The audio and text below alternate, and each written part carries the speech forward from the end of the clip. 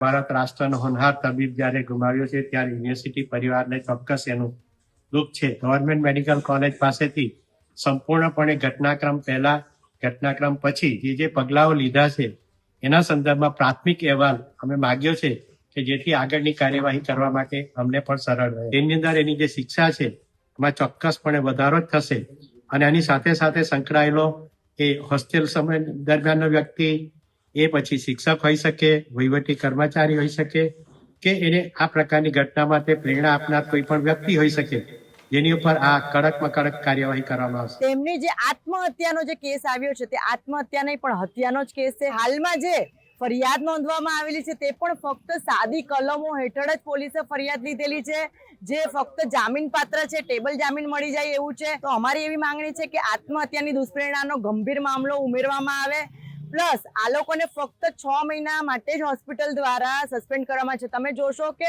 અગાઉ પણ સિવિલ કેમ્પસમાં સુરતની 4 ડોક્ટરોએ આત્મહત્યા કરેલી હતી. તો રેગિંગ સ્ક્વોડ આની પર શું કામગીરી કરે છે, કયા અધિકારીઓ આવા ડોક્ટરોને છાવરે છે, તો આવા અધિકારીઓના ઉપર બી પગલાં લેવામાં આવે. સુરતની અંદર કે જ્યાં રેગિંગની ઘટના મામલે ફરી એક વખત મોટો વળાંક આવ્યો છે. સુરત સિવિલમાં ડોક્ટર હર્ષ આપઘાત મામલે મોટું અપડેટ સામે આવી રહ્યું છે કે જેમાં VNSGU યુનિવર્સિટીએ મેડિકલ કોલેજને આપી નોટિસ.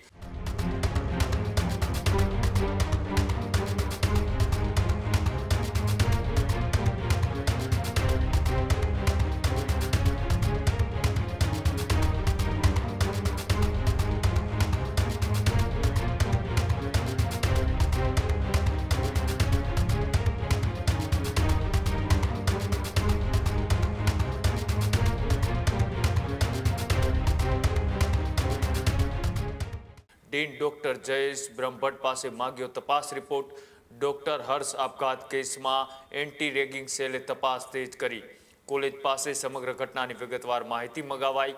અગાઉ પત્ર બાદ પણ રિપોર્ટ ન મળતા ફરી સૂચના અપાય. હર્ષ આપઘાત કેસમાં કોલેજ તંત્ર પર સવાલો ઉઠી રહ્યા છે કે રેગિંગ ફરિયાદની માહિતી રજૂ કરવાનો પણ આદેશ છે, તો મામલો ગંભીર હોવાથી તાત્કાલિક રિપોર્ટની પણ માંગ કરવામાં આવી છે.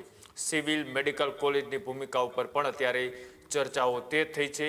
યુનિવર્સિટીએ તપાસમાં કડક વલણ પણ અપનાવ્યું છે. હર્ષના કેસમાં હવે કોલેજ તંત્રની જવાબદારી એ નક્કી થશે. પોલીસ દ્વારા પણ અત્યારે તપાસ શરૂ કરી દેવામાં આવી છે. જે 4 જેટલા જે ડોક્ટરો હતા તેમની સામે પણ કાયદેસરની કાર્યવાહીની શરૂઆત છે તે પોલીસ દ્વારા શરૂ કરવામાં આવી છે. પણ જે આખો આ ઘટનાક્રમ હતો તેને લઈ હવે યુનિવર્સિટીએ પણ તપાસમાં કડક વલણ છે તે અપનાવ્યું.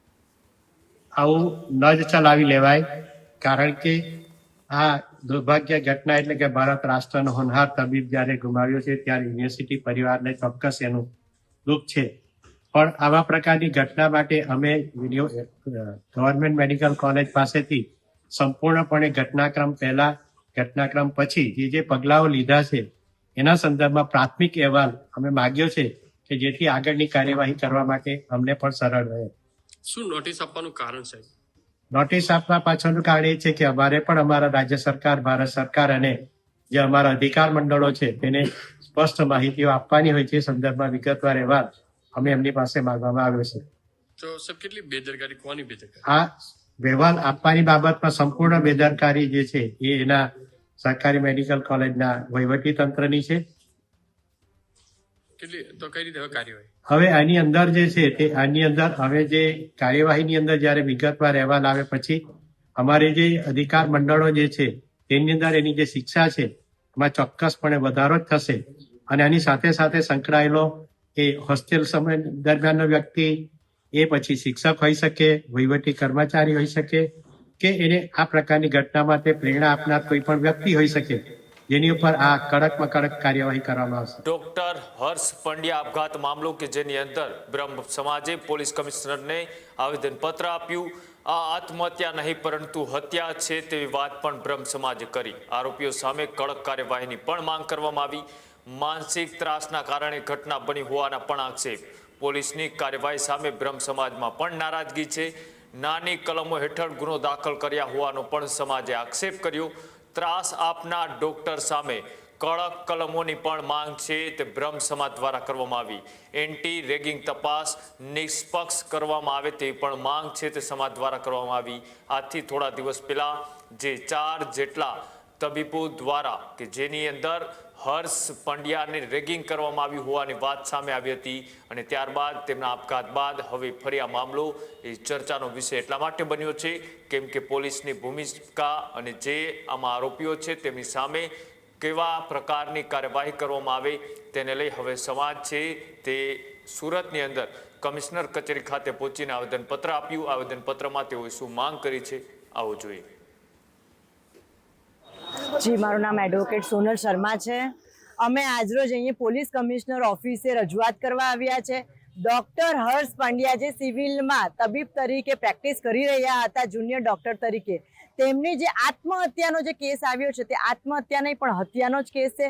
તેમને એટલી હદે માનસિક શારીરિક રીતે ટોર્ચર કરવામાં આવતું હતું અને તેમની રજૂઆત અગાઉ પણ એમણે તેમના સિવિલના ડોક્ટરોને, એચઓડીને અને અધિકારીઓને કરેલી હોવા છતાં તેમની કોઈ પગલું લેવામાં નથી. હાલમાં જે ફરિયાદ નોંધવામાં આવેલી છે તે પણ ફક્ત સાદી કલમો હેઠળ જ પોલીસે ફરિયાદ લીધેલી છે, જે ફક્ત જામીન પાત્ર છે, ટેબલ જામીન મળી જાય એવું છે. પરંતુ આ જે આત્મહત્યાની દુષ્પ્રેરણા આપવામાં આવેલી છે, તો અમારી એવી માંગણી છે કે આત્મહત્યાની દુષ્પ્રેરણાનો ગંભીર મામલો ઉમેરવામાં આવે. પ્લસ આ લોકોને ફક્ત 6 મહિના માટે જ હોસ્પિટલ દ્વારા સસ્પેન્ડ કરવામાં છે. તમે જોશો કે અગાઉ પણ સિવિલ કેમ્પસમાં સુરતની 4 ડોક્ટરોએ આત્મહત્યા કરેલી હતી. તો રેગિંગ સ્ક્વોડ આની પર શું કામગીરી કરે છે, કયા અધિકારીઓ આવા ડોક્ટરોને છાવરે છે, તો આવા અધિકારીઓના ઉપર બી પગલાં લેવામાં આવે અને તેમનું લાયસન્સ કાયમી હદે સસ્પેન્ડ કરવામાં આવે એવી અમારી અરજી છે. ખેડૂત ભાઈઓ છે ખેતરમાં ડ્રોન ઉડાવતા હોય છે ત્યારે આપણે એક પ્રશ્ન સતાવતો હોય છે કે જે આપણે અત્યાર સુધી જીપીએસ ટેકનોલોજી વાળા ડ્રોન વાપર્યા છે, જેથી કરીને મોબાઈલ ટાવર છે અથવા તો હાઈ ટેન્શન લાઈન પસાર થતી હોય, કોઈ વૃક્ષો હોય, ત્યારે જે જીપીએસ ટેકનોલોજી વાળા ડ્રોન છે એમાં ટકરાય અને ટ્રેસ થાય છે. પણ એગ્રીવન લાવ્યું છે જીએનએસએસ ટેકનોલોજી ડ્રોન, જેથી કરીને એ ડ્રોન છે એ કોઈ જગ્યાએ ટકરાય નહીં, પોતાની રીતે જ ડિસિઝન લે છે અને મૂવ થઈ જાય છે, જેથી કરીને જીએનએસએસ ટેકનોલોજી ડ્રોન છે એ વાપરવાનો આગ્રહ રાખો. આ જ પ્રકારની તમામ અપડેટ જોવા માટે ન્યૂઝરૂમ ગુજરાતને લાઇક, શેર અને સબસ્ક્રાઇબ કરવાનું ભૂલતા નહીં.